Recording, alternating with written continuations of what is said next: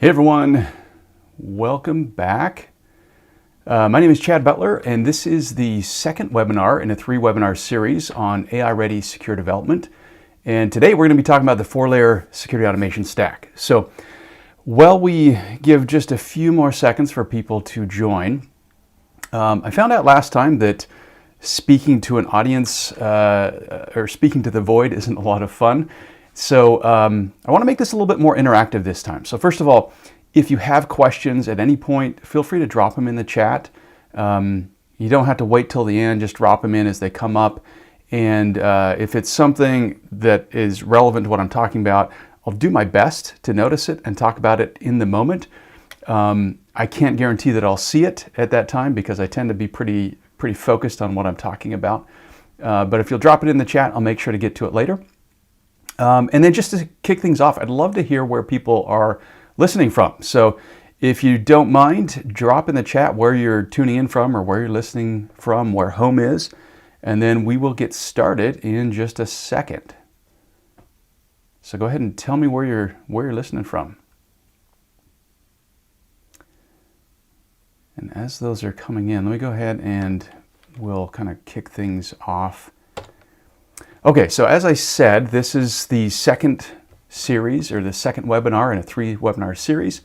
The first one was all about what I call the AppSec impact framework. And that was very much, it was about the foundation, how we think about AppSec, how we go about building trust with the developers that we work with and within the organization that we work in.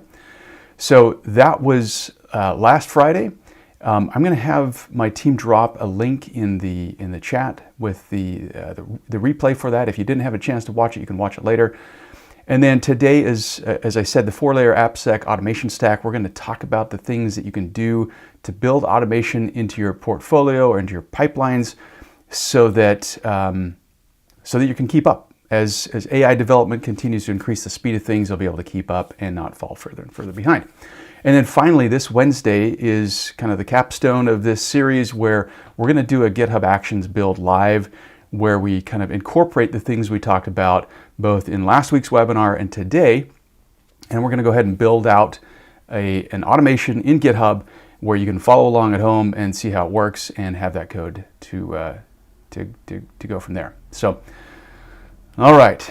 So it looks like we're getting a few come in. Hello from Montreal, Canada. Appreciate you letting me know where you're coming from. By the way, I'm in Phoenix, Arizona area, so a little bit warmer than Canada. Hope you're surviving the fall and getting ready for winter. It's actually just getting nice here. We've survived the summer, thankfully, and now it's getting nice. Okay, so let's jump in. One more reminder to register. So if you register at the end of this, about an hour after this concludes, you'll get the slide deck, you'll get any links and materials that we share. You'll also get a certificate of completion, which is really nice if you've got year-end continuing education credits that you need to submit for certifications or such. You'll get a certification or certificate, not a certification, but a certificate that you can submit to your certification body to get an hour credit for watching this today.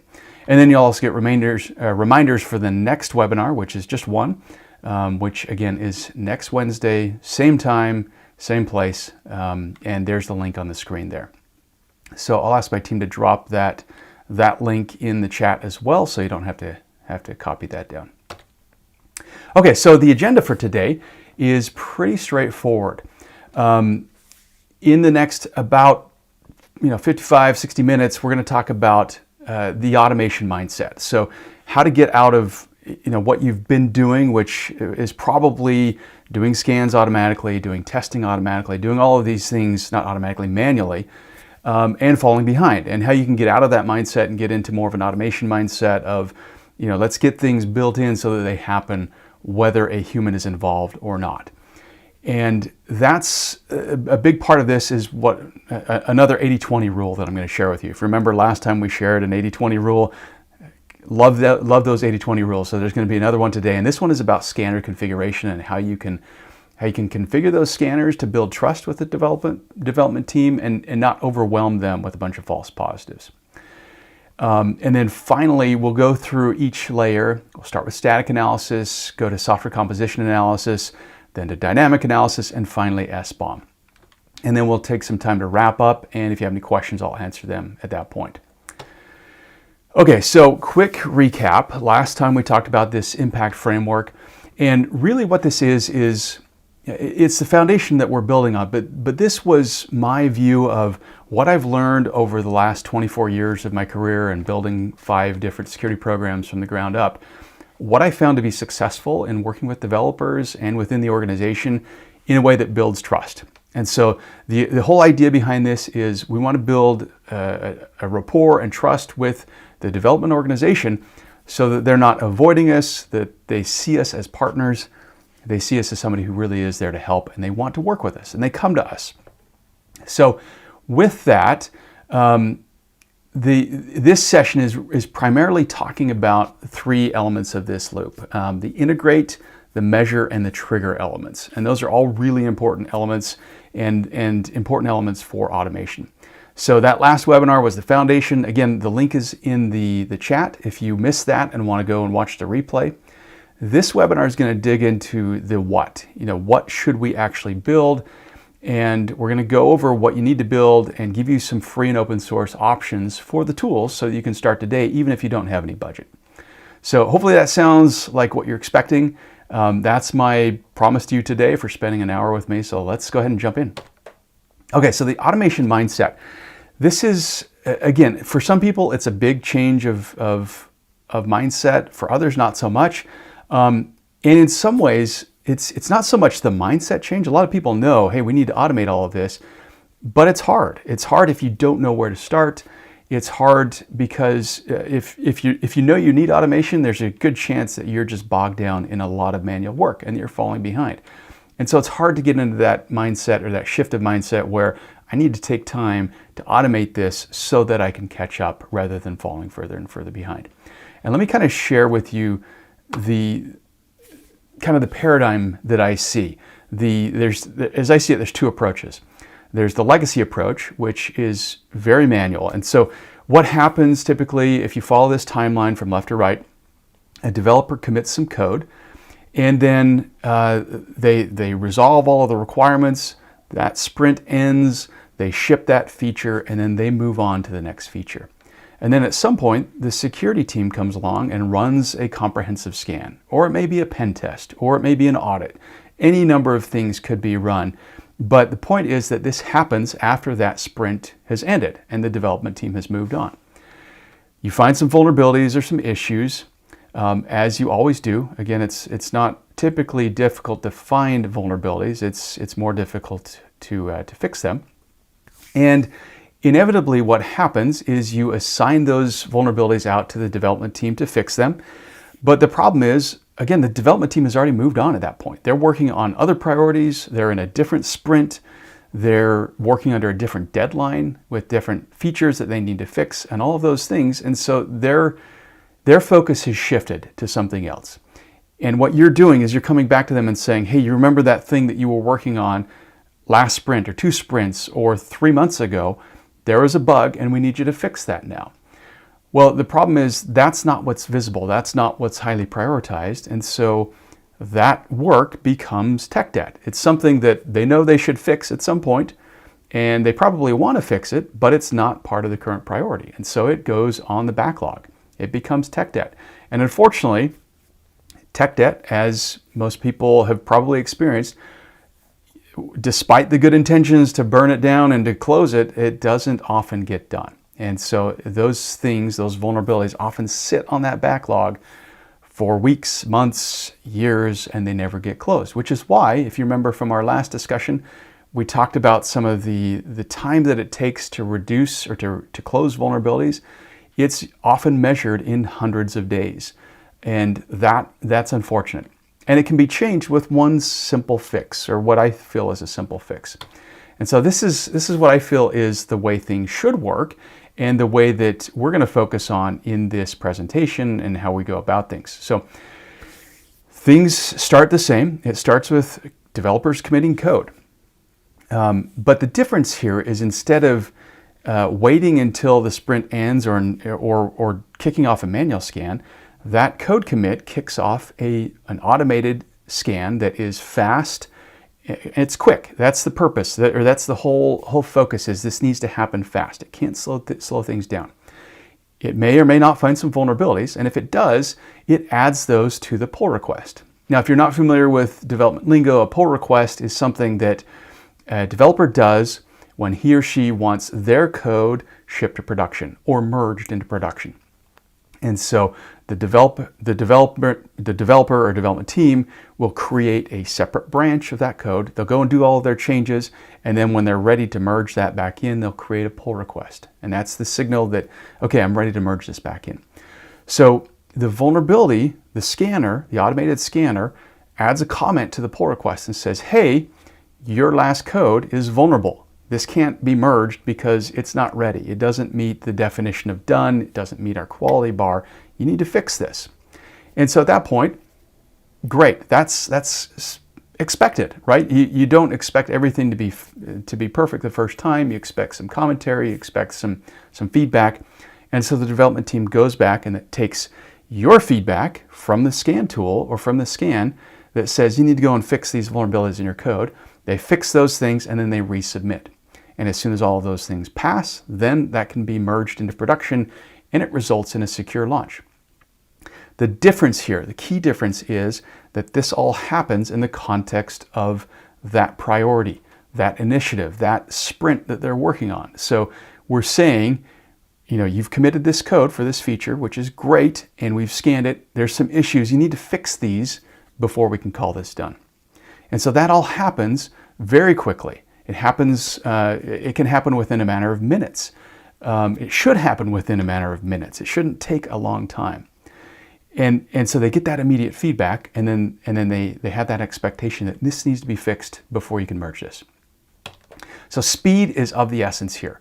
Speed, getting those issues and those results to the development team is really, really critical. So let's talk about why. Going into the 80-20 rule, this is, as I said, this is kind of that balanced approach. We want to separate scans into two different categories, what I call the 80 and the 20, and that's going to help us to move fast and to provide that immediate feedback. So as I said, speed is critical. Speed matters. And there's several reasons why speed matters. First of all, it's practical.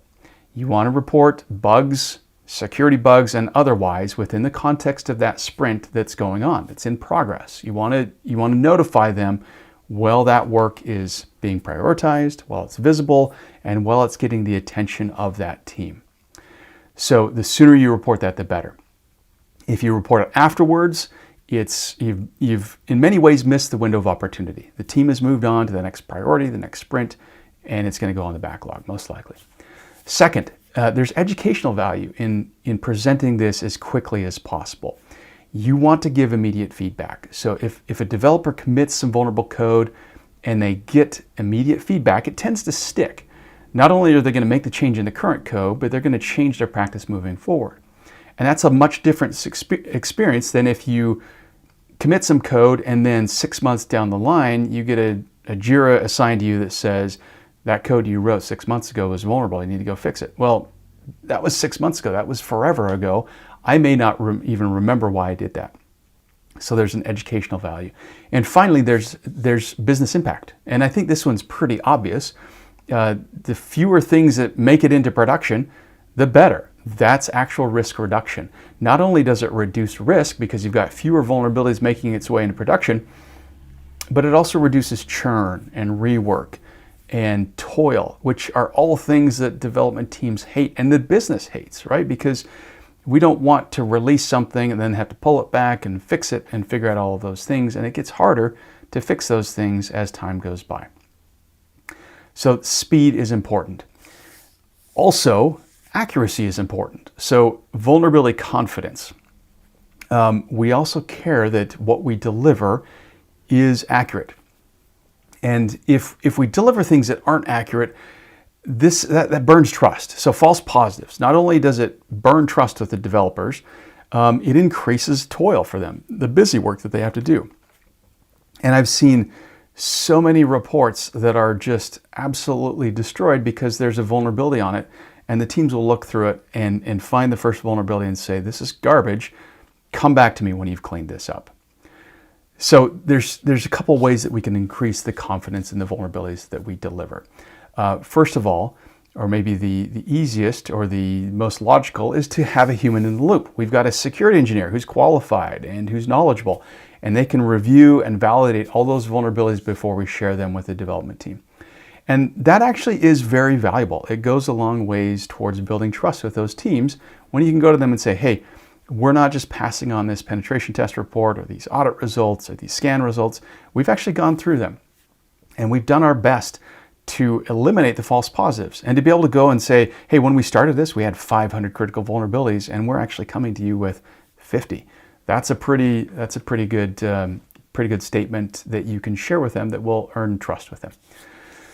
Second is you can be more selective with the rules that you scan with. So instead of just throwing the whole kitchen sink at it, you scan with rules that are known to be high confidence. So we know that these produce results that are solid, that don't produce a high degree of false positives, and we know that the ones that are true positives, that they're a big issue, that they're an actual risk, a high risk, critical risk, whatever you want to call them.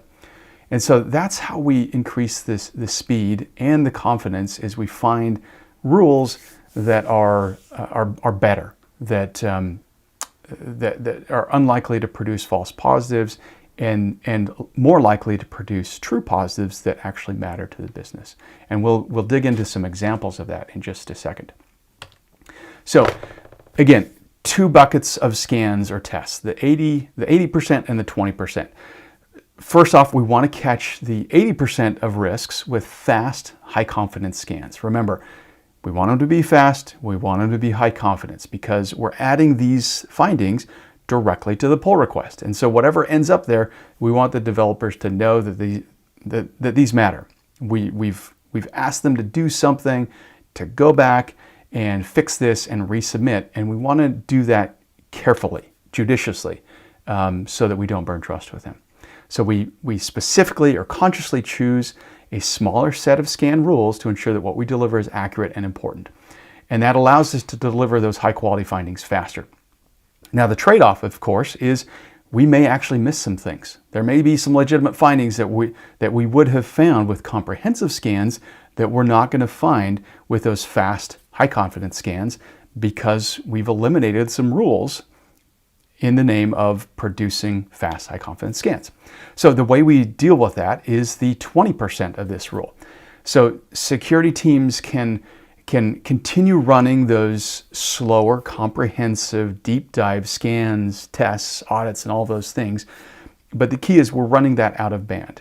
You run those the way you normally would. Maybe they're scheduled, maybe they're manual, whatever, but you run those out of band so it's not delaying the development team's work and pushing that code and doing pull requests and all those things. And ideally, this is not always true, but ideally those scans discover the things that slip through the fast, high confidence scans. And what's great about this is as your program matures, you can begin to find those things that are slipping through the fast scans and start to incorporate those. So as you find things that are being caught in those later stages, you can say, okay, let's go back and look at our 80% scan rules and find out if we're okay enabling those, or maybe creating some custom rules that will catch that one thing. But again, whenever you do that, you want to make sure that those are fast and that they're high confidence scans. Now the trade-off with the 20% scans is that you're probably going to have to shepherd those a little bit more through to remediation, because unless you run this pretty quickly, and you can do that, maybe you schedule time to do those scans before the sprint ends. And to do that, you've got to be in lockstep with the development team. You've got to know their schedules and how they do things so that you can run those scans at the right time. But if you don't, it's possible that these issues that you find may go into the backlog, which means you're going to have to shepherd them. You're going to have to continue to follow up with those things.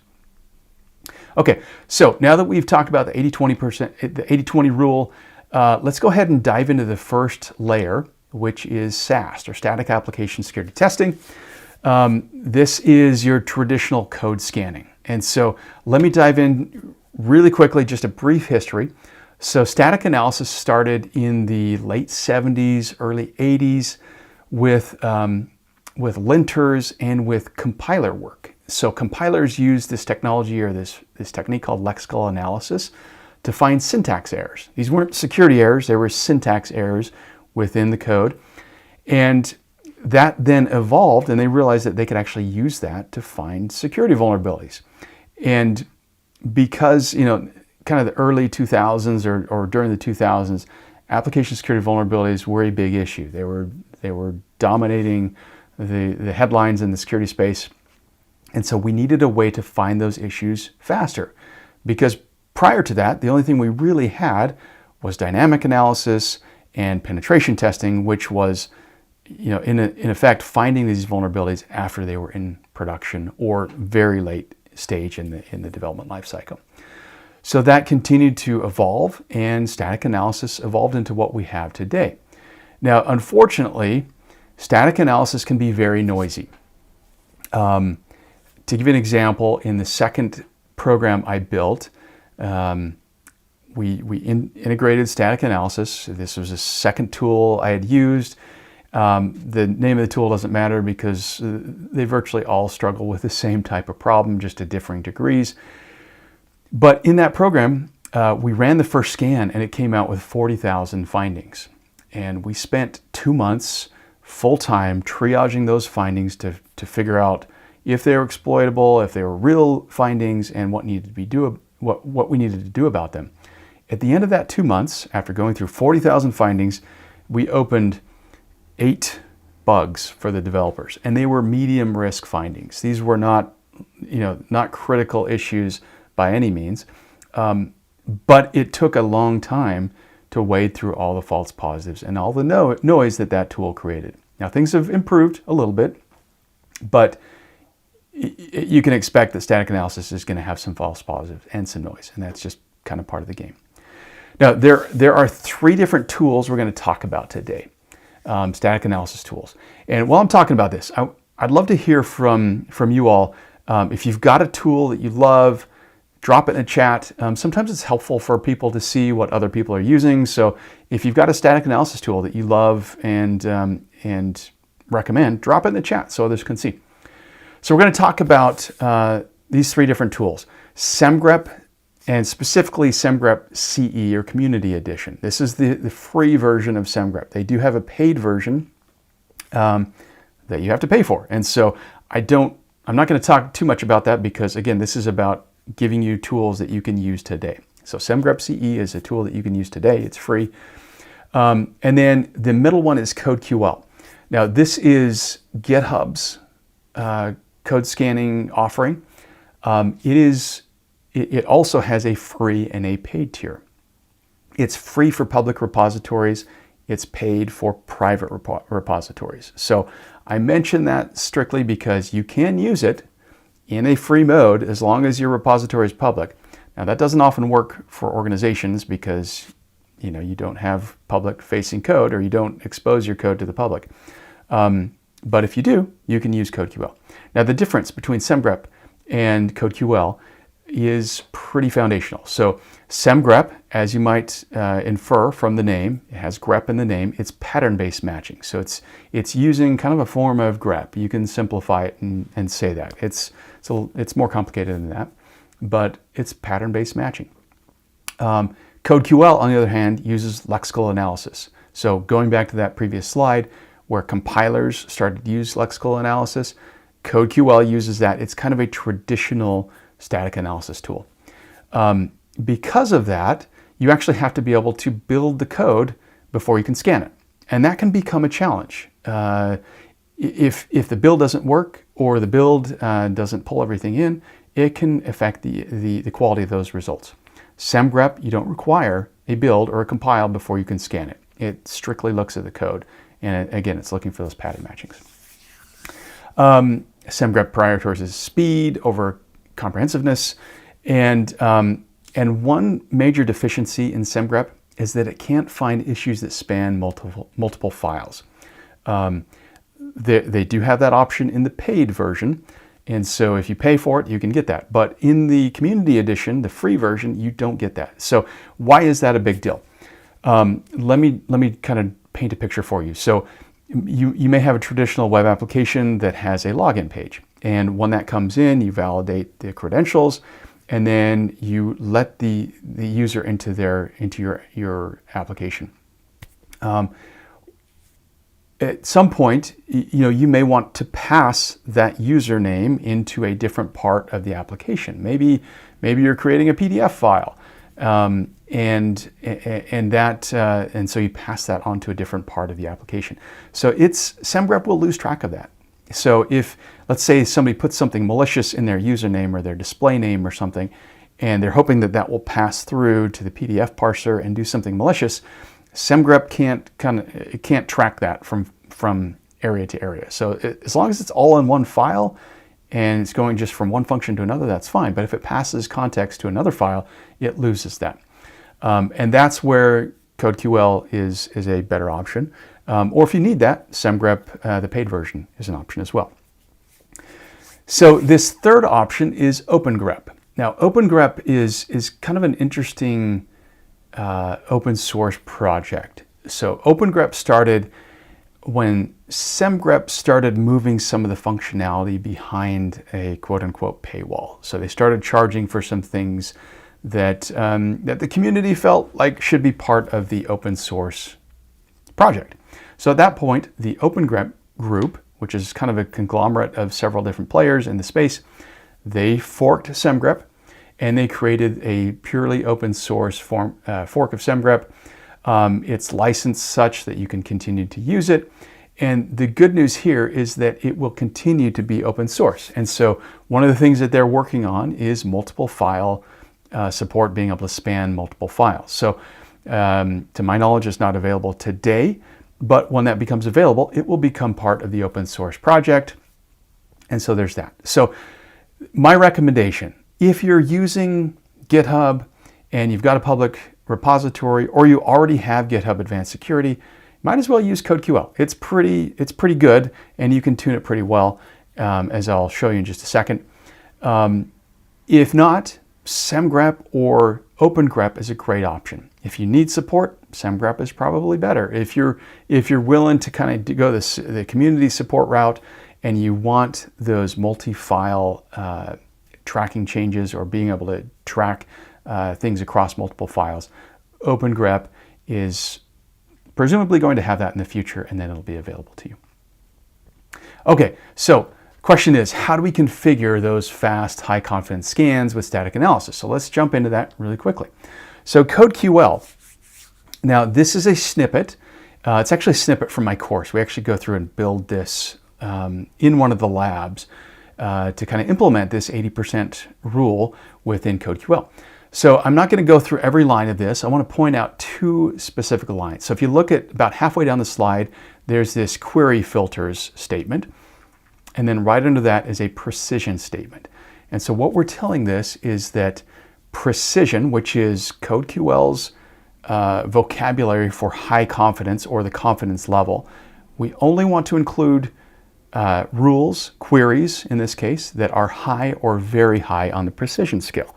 And so that's going to ensure that what we do, or the rules that we use, the queries that we use, are high or very high confidence. We're also going to constrain it so that it only runs security tags. In this case, we're going to assume that the development team is doing other things like code quality and formatting and linting and all that stuff. And then that bottom line, security severity. So this is a regular expression that basically tells CodeQL we're only going to report things if it meets a certain risk threshold. So in this case, this is a regular expression that says I'm only going to report this if the CVSS ranking is 7 or higher. So if you extrapolated that out in a regex engine, you would see that would match anything that has 7, 8, 9, or 10 in the first digit of the decimal. and it will ignore everything else. So that's CodeQL. How do you do that with Semgrep? So Semgrep, and by extension OpenGrep, because OpenGrep is backward compatible with Semgrep, you can choose rules. And so the way to do that is to find a rule pack that you are confident in. So here's an example of one from the marketplace where you can use the OWASP Top 10 rule. So this is OWASP Top 10 is the industry recognized standard for the top 10 highest risk web vulnerabilities, and you can use that. And so this is something that if you just wanted to test for the highest risk things and you want to be pretty confident about it, you could choose a rule like that. And so that's how you would do it in Semgrep or OpenGrep, is determine which rules you want to enable and only use those. Great. Let's go ahead and, if you have any questions, please drop them in the chat. Love to hear from you, and love to hear what your thoughts are. If anybody's used OpenGrep, I'd love to hear about it. Tell me your thoughts, and tell me if you like it. All right, so next up, Layer 2, software composition analysis. Now, this is something that is near and dear to my heart. I've spent a lot of time here over the last probably 2 or 3 years of my career. It's become a major focus, and it's become a major focus in the industry. So there's all sorts of problems going on in the software supply chain space. And if you haven't noticed, I saw just this morning as I was preparing for this, there's a new version or a new instance of software supply chain attacks from the Shai-Hulud worm. And this, if you remember, Shai-Hulud happened a month or two ago, and it was a very devastating thing in the NPM JavaScript repository, package repository. So they're up to their usual shenanigans again. I haven't had a chance to read it, but it sounds like it's probably some of the same things, and it's going to cause some issues. So one of the reasons software supply chain is such a big deal, in 2024, so a year ago, they said this study went through and found that open source software downloads, so packages, NPM packages, PyPy packages, Java Maven packages, things like that. So whenever you're using somebody else's code to do something in your code, it reached an estimated 6.6 trillion downloads in 1 year. It's become one of the leading sources of breaches. There's been a 156% increase year over year in malicious packages.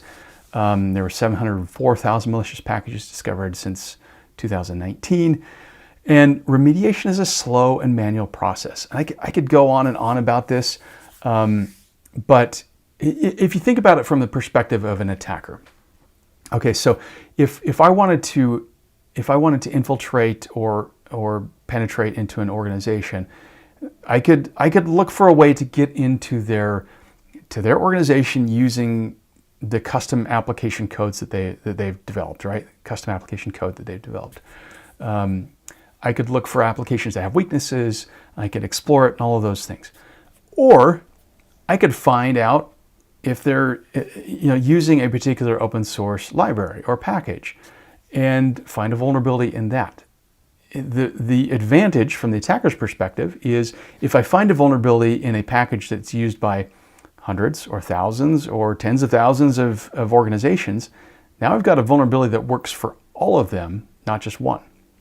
And so there's a huge target on these libraries, these packages that people use, because the reward for hackers is so large. And unfortunately, it takes a long time to fix these things. Many times these packages are maintained by a very small team. Sometimes it's just one person who cares a lot about this thing that they've built, but they're doing it on nights and weekends. They don't have the same resources that somebody like Microsoft has. When they roll out a patch, they can test it across all of the different architectures and software versions and all of those things.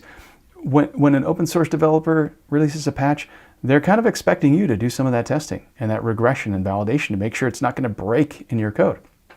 And that's a huge problem. To give you an idea of the magnitude of this, you remember a few years ago, this time of year, the Log4j vulnerability came out, the Log4Shell vulnerability. And it was fixed fairly quickly. This got a lot of attention. It was a big deal. But unfortunately,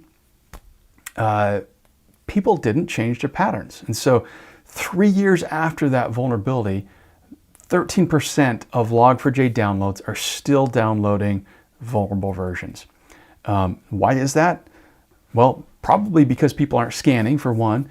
And second, we love to copy and paste things, right? If you start a new code repository, a new application, are you going to start from scratch? Or are you going to go copy and paste the thing that you know works? And so when you copy and paste, you get everything that thing that you copied depends on.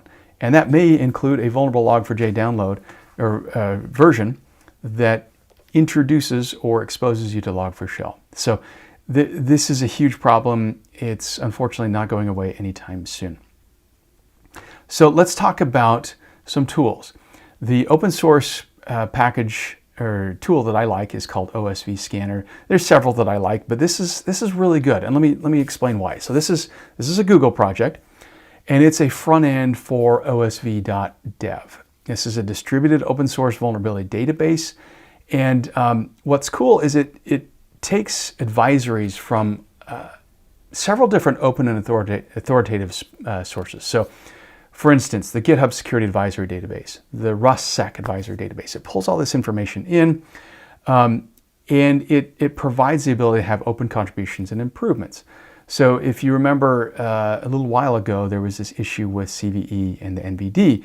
They ran out of funding and everybody was worried, how was that going to continue to function without funding? Well, OSV kind of helps solve that. It's open source. The other thing that I think is great about this is software composition analysis tool vendors have made a lot of money for a long time doing this work that really boils down to opening up a package manifest and looking to see what packages you're using and what versions you're using, and then comparing that to a vulnerability database and then reporting results. That doesn't feel like heavy lifting. That doesn't feel difficult. And yet some of these vendors have just been charging exorbitant prices for this. OSV-scanner proves what I feel has been true for a long time. Scanning and finding vulnerabilities is commodity work. You shouldn't have to pay hundreds of thousands of dollars per year for a tool that simply finds these vulnerabilities. It's commodity work at this point. And OSV-scanner, I think, proves that. So it's pretty easy to install. I'm not going to walk through this. It does require Go on your system to be able to run it, but you can see that here. And there's some good walkthroughs to help you go through that. What's great about this is that not only will it scan your source code, but it'll also scan containers. So if you want to scan your container images, you can do that. You can point at your source code, it'll scan that. And it will also scan for licenses. So if you want to determine whether or not you've got licenses that are not allowed being used in your source code, you can use OSV-scanner for that. And that's huge for so many companies that have commercial products that are using open source libraries. They have to make sure that they're using libraries that have licenses that work with their usage of it. Okay, so how do we configure fast, high confidence scans with something like OSV-scanner? There's a few ways we can go about it. First of all, you tune it. You know, when you find false positives, you can go in and you can say, all right, I'm going to ignore this vulnerability. So here's an example on the right, and this would go into your GitHub action or your config script.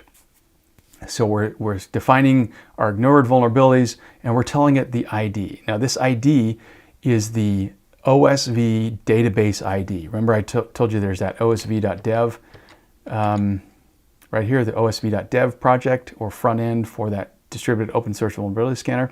So each vulnerability has an ID and you add that here. So in this case, it's that go-2022-0968. You can tell it how long to ignore it for, and you can give it a reason. So in this case, that particular vulnerability is specific to SSH servers. So in some cases, you may use OpenSSH to send outbound SFTP transfers or SCP transfers, file transfers, right? And so if you aren't using a if you aren't using that library to host an OpenSSH server or an SSH server, you're not vulnerable. So in this case, we've done just that. We've said, okay, we've looked at it. We're not running an SSH server. This doesn't apply to us. I'm ignoring it. The second thing is you can override packages. Now, this is, there's several different ways you can do this, but I want to point out one example here. So if you look on the right side in that example, down about halfway down the slide, there's this group criteria. And we're saying the group we want to ignore is the dev group. Okay, so oftentimes when false positives come out of software composition analysis, I'm going to say false positives in the sense that they are not exploitable.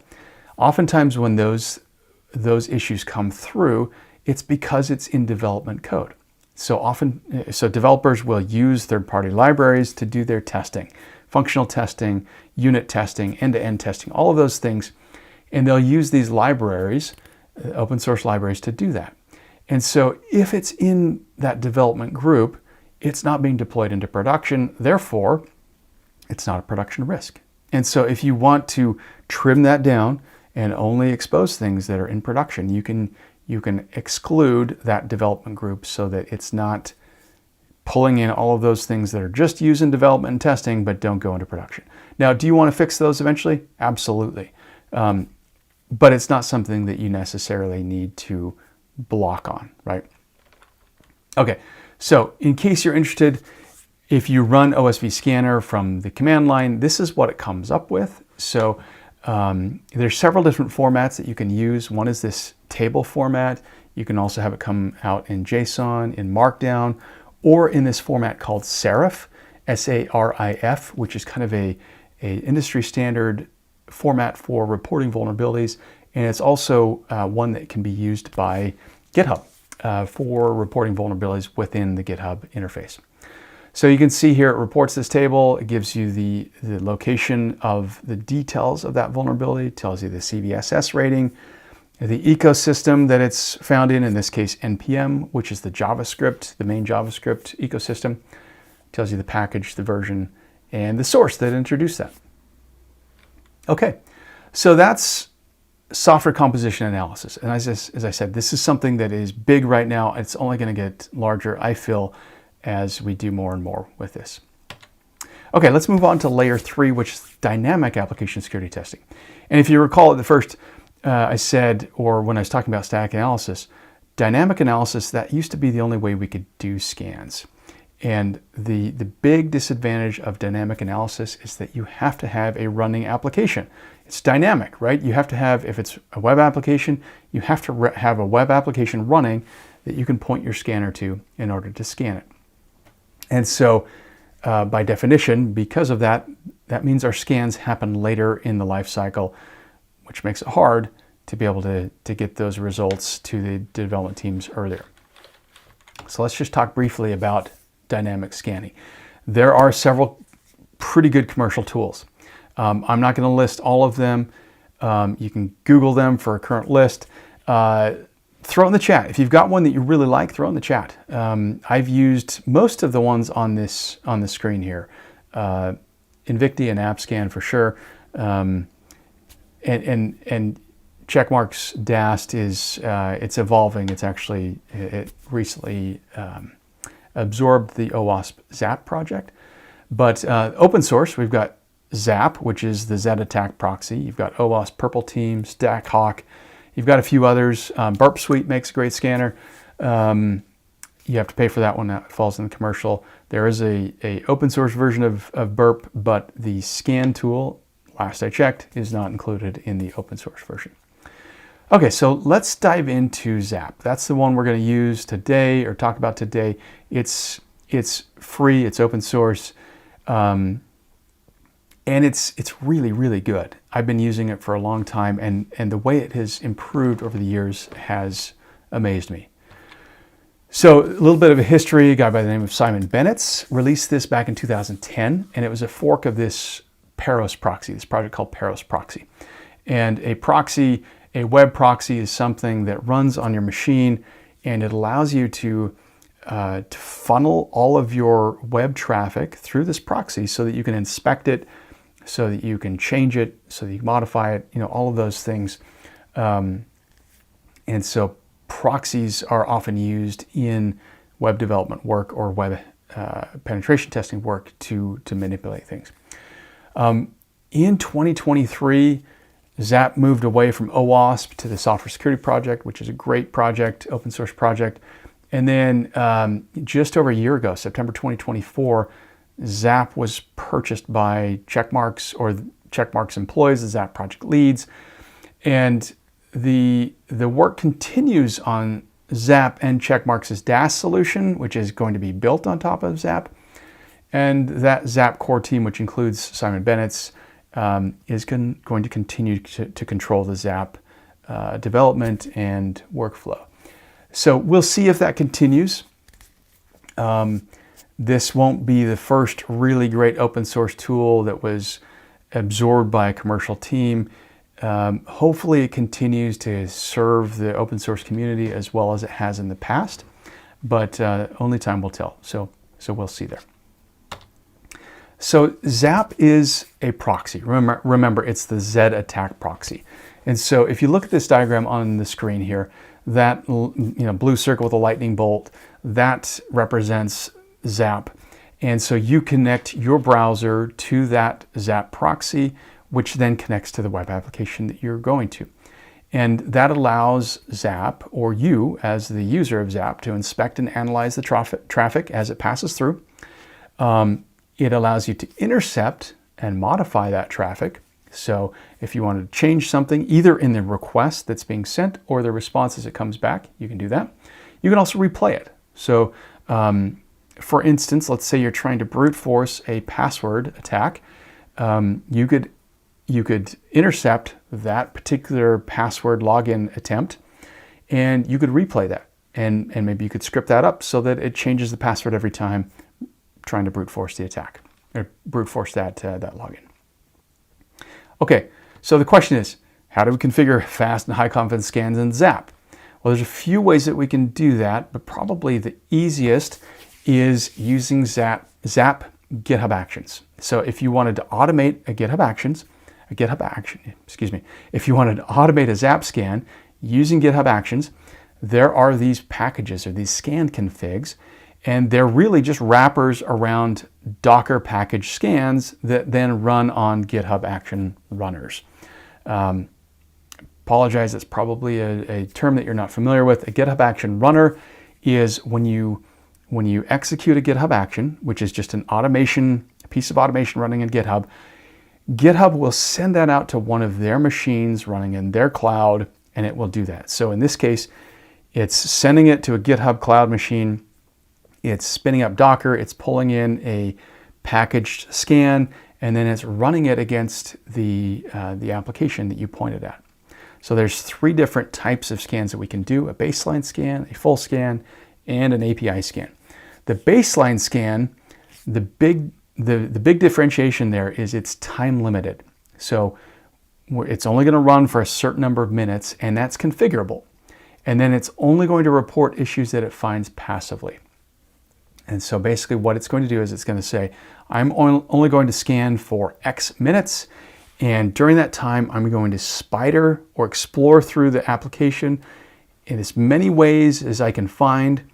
And if I find anything passively, which means I'm not going to send any malicious results, I'm just going to passively see if I see anything, I'm going to report that. And at the end of that time period, I'm going to stop whether I'm finished or not. And so this is a way that you can do some limited dynamic scanning quickly and with high confidence. So oftentimes in development lifecycle methodologies, we talk about smoke testing. So this is a great way to smoke test something. So we're just checking to make sure that it really is good, that we haven't done anything egregious. It's not going to find the really deep vulnerabilities that ZAP is capable of. For that, you can dig deeper into this. And if you do want to dig deeper into this, my course, DevSecOps Pro, we go really deep into this.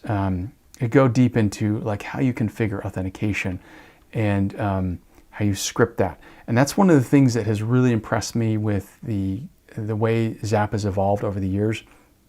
The authentication And the authorization piece used to be pretty unsophisticated, and it has gotten very, very good to the point where I don't know if the commercial tools are better at this point or that they have more capabilities. It may be easier, the UI may be a little bit prettier, but one of the things that I love about those labs is that you can really see how powerful ZAP can become. And all those things you can automate within GitHub Actions as well. So again, if you're interested in that, if you want to dive deeper, my course covers that in much greater detail. All right, layer 4 is SBOM, Software Bill of Materials. And this is really where I think a lot of attention is being focused. Software Bill of Materials, it's often been called the software ingredient list.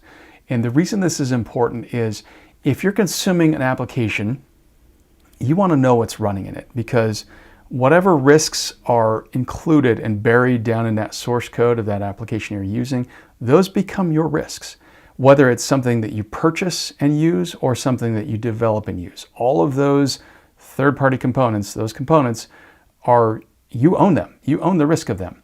And if you think about it, you're using somebody else's software running on your machine, which is the classic definition of remote code execution. Somebody else is able to execute code on your machine. So why does this matter? Again, we want to know what's in your software, but we want to be able to find and fix those vulnerabilities faster.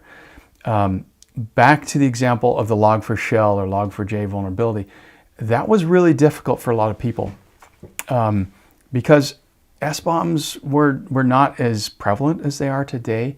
Software composition analysis was not as prevalent as it is today. And so a lot of people had to scramble to find out how impacted they were, if at all. And so an SBOM is a great way to quickly identify where you're impacted, if you're impacted at all, and where you need to focus your attention. So, but the important thing to keep in mind here is that there's several different formats of SBOMs, and they have strengths and weaknesses. The top 3, I think, are SPDX, which is the one that's used natively in GitHub, and it's also used by the Linux Foundation and by a lot of open source projects. It's very high adoption rate. Then you have CycloneDX. This is a OWASP project. And then you have the SWID, which kind of comes out of software inventory and identification. It's kind of a stretch to call it an SBOM format, but it kind of gets lumped in with that sometimes. So here's the main thing that you need to take away from this slide.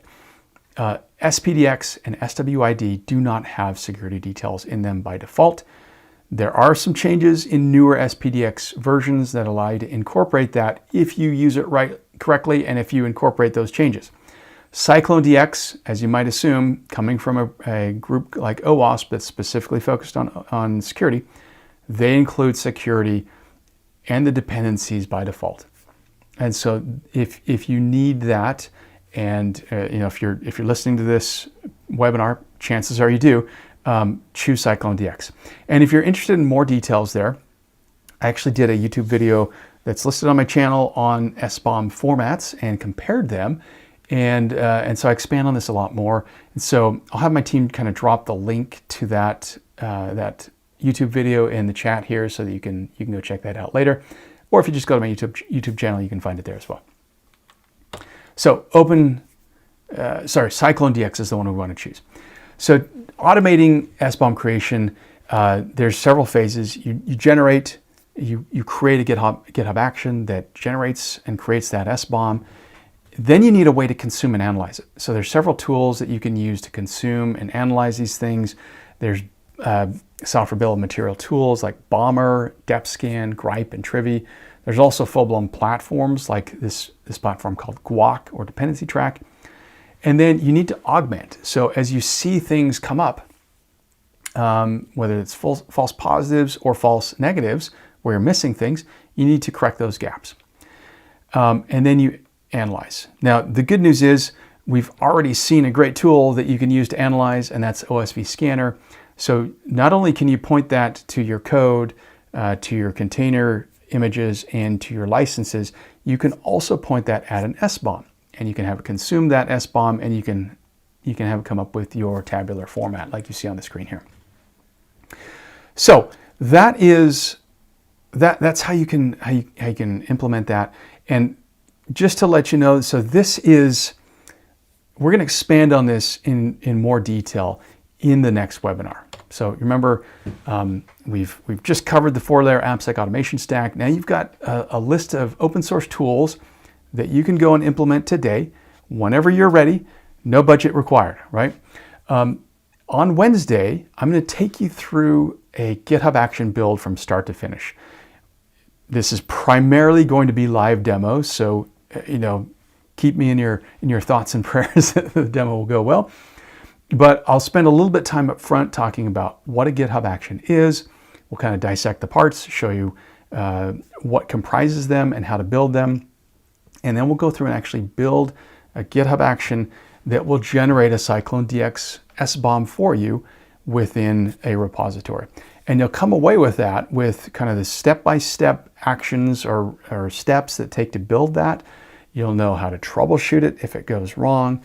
And you'll also have access to that GitHub action script so that if that's something that you need in your environment today, you can copy and paste it into your environment, into your repositories, and begin using it immediately. Okay, so that's it.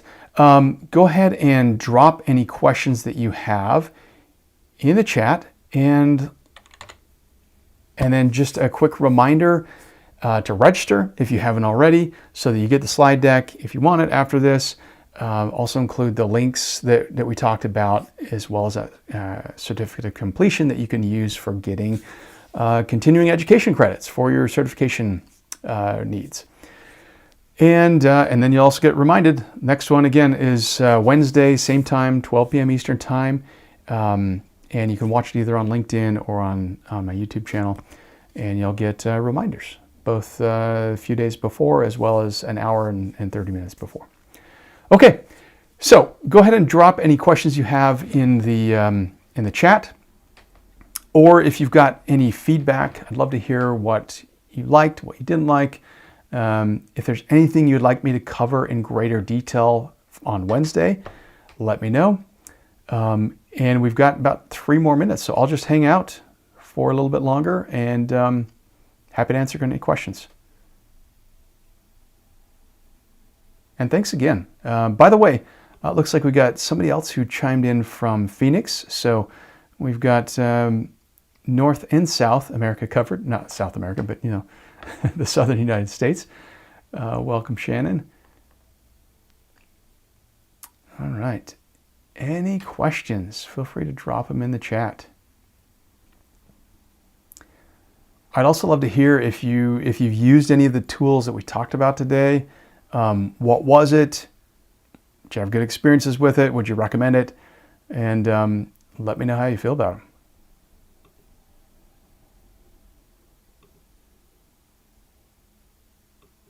We'll give it just a few more minutes here.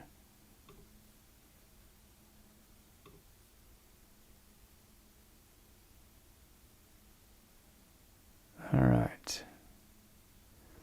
Okay, question. How best to scale those activities with 50+ developer teams with tiny AppSec team? Yeah, so that is why that's a great question. First of all, thanks for asking.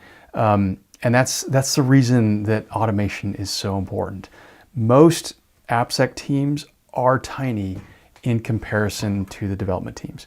When I worked at AWS, the AppSec engineer to development engineer ratio was 1 to several hundred. I can't remember. It was like 600 or something like that. It was crazy. There was no way we could keep up with it. And every organization I've been at has been similar. I think the best I've seen is like 1 engineer to 60 developers. So going back to the AppSec impact framework, a big part of it is building that rapport and that trust. But then the other aspect is automating it. And so I think the most important thing is to work with the development team and let them know that you want to do this. I think if you come in and say, hey, we don't want to scan and throw the whole kitchen sink at you right at first. We want to do these lightweight, fast, high confidence scans.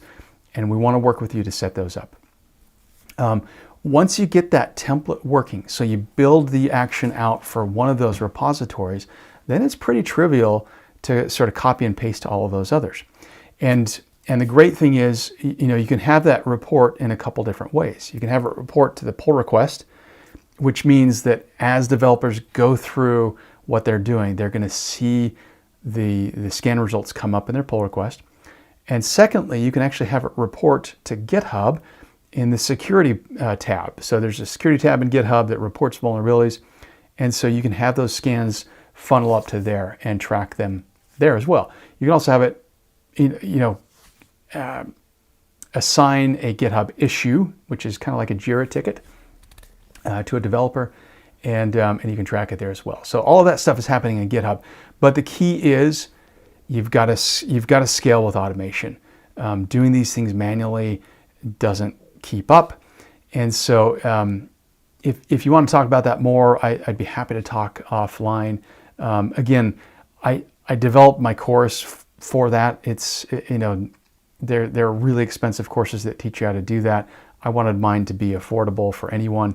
And it walks you through that process of how to set up that automation so that, if you're building this yourself, you can.